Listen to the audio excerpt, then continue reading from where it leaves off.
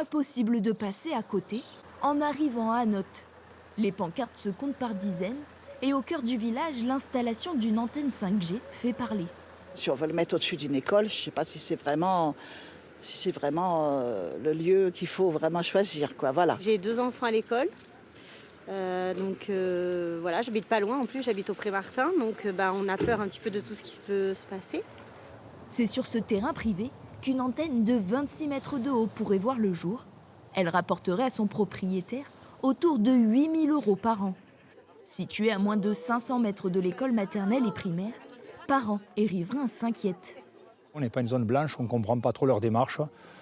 Bon, ça doit être financier, et comme le propriétaire du terrain, c'est pareil, c'est une opération financière. Et voilà, c'est ça qui nous énerve un peu parce qu'il n'y a que l'argent qui compte. Bouygues Télécom n'est pas dans la capacité de garantir que dans les années à venir, il n'y aura aucun effet sur la santé, et notamment celle des enfants. De son côté, l'opérateur Bouygues Télécom a su respecter la législation en vigueur. Il n'existe pas de distance à prendre en compte par rapport à la proximité d'une école ou des habitations dans le déploiement d'une antenne relais. Mais nous devons respecter le décret relatif aux valeurs limites d'exposition du public.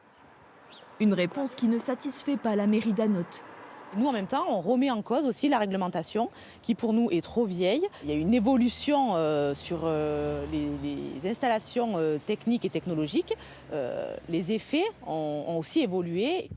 Une manifestation a déjà eu lieu dans ce village de 1000 habitants. Quant à la mairie, elle tente de négocier avec l'opérateur pour trouver un nouvel emplacement.